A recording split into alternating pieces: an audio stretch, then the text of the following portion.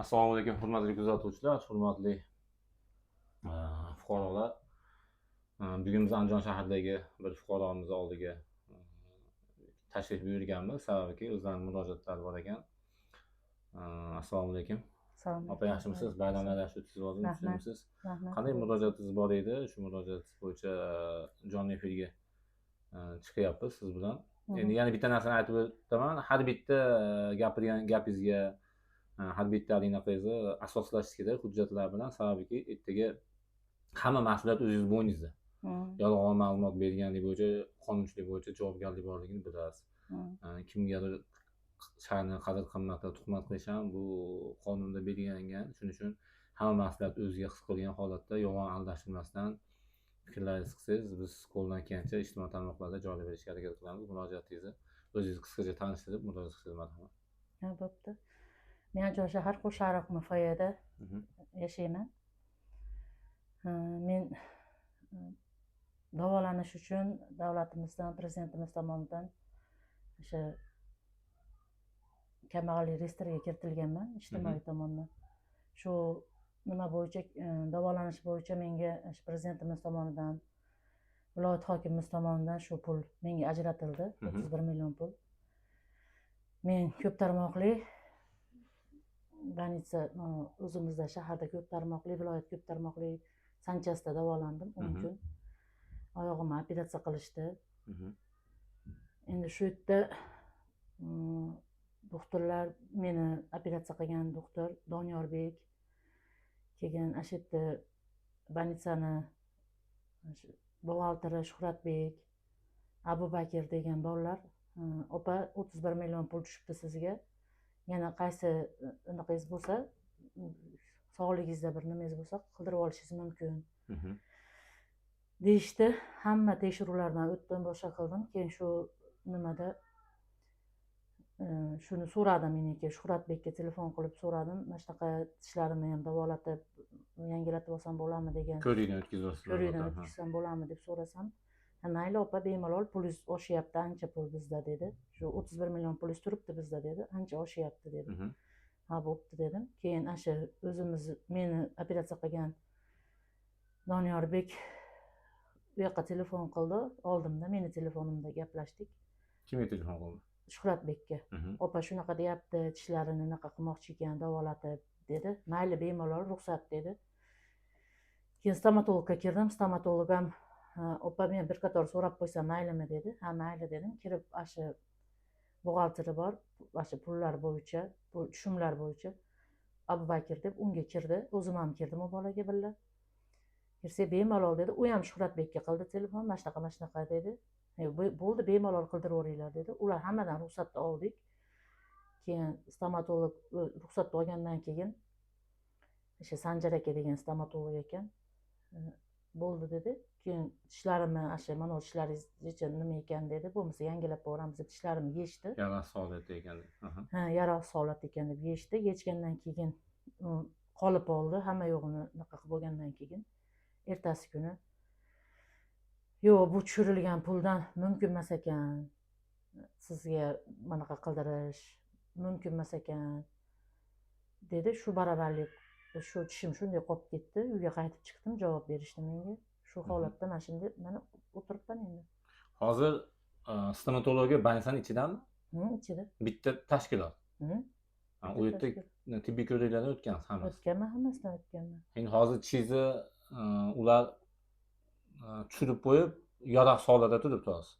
Ovqatlanish qanaqa bo'lyapti? Qiynalyapman ovqatlanishga. Boshlig'ini oldiga kelmadingizmi? O'zingizlar shunaqa ruxsat beruvdinglar, ko'ruvdinglar. Nima deb javob berdingiz? Kirdim, o'sha Shuhratbekni oldiga kirdim. Uka, siz o'sha deb aytganingiz uchun boshlab anaqa qildi. Endi hozir men tishsiz qanday ichib ketaman? Har holda eplanib ovqat chaynab turuvdim bu tishda. Endi nima qilaman hozir desam, opa, endi tushunmovchilik bo'lib qolibdi. Anaqa u pulga siz bizda tish qo'ydira olmaysiz ekan, tushunmovchilik bo'lib qolibdi dedi. Boshqa gapga o'tmadi.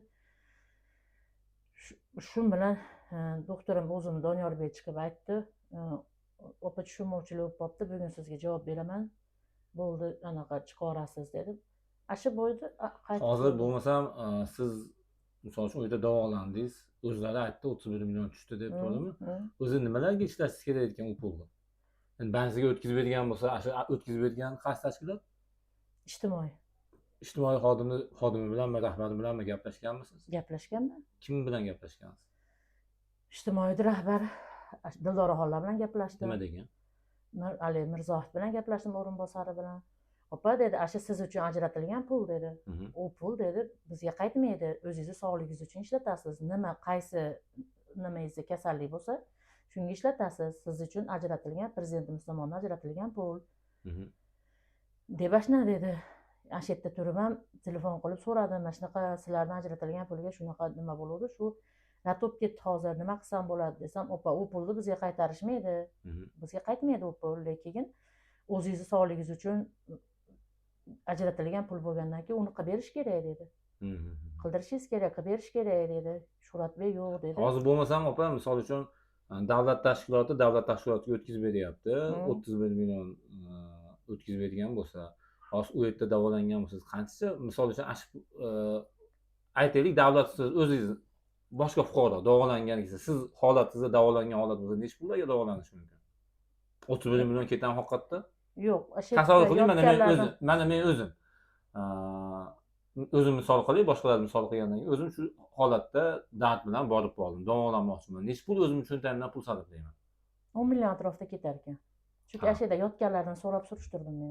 10 million ketar atrofida ketar ekan. 20 million qanaqa bo'ladi? Endi u yerda hozir 31 million o'tgan bo'lsa, 10 millionga davolansam, 21 million nima bo'lar ekan? Ana shu 21 million qolib ketdi, endi bilmayman nima bo'lishini, lekin undan ta'rifdan xabaringiz yo'q. Yo'q. Ijtimoiyga borib yana bir qator uchrashdim, gaplashganimda "Opa, bizga u pul qaytmaydi" dedi. "U pul ularga tushirilgan" dedi. Chunki sababi bu pulni tushirdik deb ijtimoiydagilar menga xabar berishganda, borganimda bizda hali ko'rinmadi, 2 kundan keyin keling dedi. Keyin o'rtada telefonlashdim. "Bo'ldi, kompyuterimizda ko'rindi, tushibdi pulingiz, opa kelavering" dedi. Keyin borganman. U pul tushmaguncha menga hozir davolanib chiqqanidan keyin nimalar istoriya, balobatlar degan hujjatlar bor, shundan nimagadir qo'l qo'ydingizmi? Yo'q, hech narsaga qo'l qo'ymadim. Hech narsaga ham qo'l qo'yganingiz yo'q. Yo'q. Hujjat ham bermadi qo'lingizga. Yo'q. Mana holatda operatsiya bo'ldingiz, mana holat bo'ldingiz, yo'qsa mana davolandingiz. Vipiska berishdi. Sizga qo'lingizga. Vipiska berishdi xolos. Nima yozilgan vipiskada? Vipiskada shu oyoq tiza nimasida, sohasida Minska deb yozishgan. O'shani operatsiya qildik deb yozishgan shu. Demak, nechta oyog'ingiz bo'ldi? Bitta oyog'im. Bitta oyog'ingiz uchun 10 million so'm ketyapti. Ashta 10 million atrofida ketar ekan. Demak, bu yerda hozir 20 million pulsiz qolyapti bu yerda. Hukumatimiz bu sizga naqd ko'rinishga bermagan, shu bankdan shotiga o'tkazib bergan. To'g'rimi? Shotiga o'tadigan. Yuqori turuvchi tashkilotlarga, misol uchun Sog'liqni saqlash vazirligiga qanaqa murojaat bor shu holat bo'yicha? O'rganib berishni so'raysizmi yo prokuraturadan o'rganib berishni so'raysizmi, nima deysiz? Endi bu nima bo'yicha o'sha yuqori turuvchi organlar, yuqori turuvchi tashkilotlar bu nimani o'rganib berishini so'rayman. Hozirda men haqiqatdan ham ularni nimasi bilan yaroqsiz holatda, hozir hech qanday nima yo'q. Stomatolog kunora telefon qilyapti. "O'zingiz yoningizdan olib chiqasiz, men nima qilib qo'yganman, qolib olib qo'yganman, tayyorlab qo'yganman, solib qo'yishim kerak. Men hozir 6 million, 5 million, 6 million unaqa pulim yo'q meni."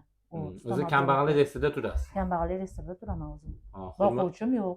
Hurmatli fuqarolar, ko'rib turganingizdagi hukumatimiz tomonidan, ya'ni prezidentimiz tomonidan kambag'allik reyestrida turadigan yakka og'iz ayollarga ijtimoiy tarmoqqa ham ko'p qo'yamiz. 20 milliondan ziyod, ya'ni 30 millionga pul ajratish belgilangan. Shu opamiz shu imtiyozdan foydalanib, prezidentimizga rahmat, haqiqatda viloyatimiz hokimiga alohida rahmat, Shodibek qo'shib borishga. Shular sabab ko'p bo'lib, davolanish uchun hozir ishga sa'y holatda turibdi. Faqat lekin o'sha doktorlarimizga alohida rahmat. Shu doktorlarimizni o'zini aytgan gapini o'zi qaytilyapti. Bu opani aytishi bo'yicha ishlari yaroqsiz holat ekan.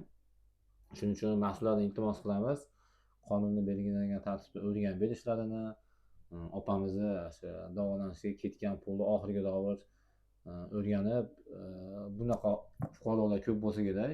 Kimdadir shunaqa murojaat bo'lsa, bemalol aloqaga chiqishi mumkin.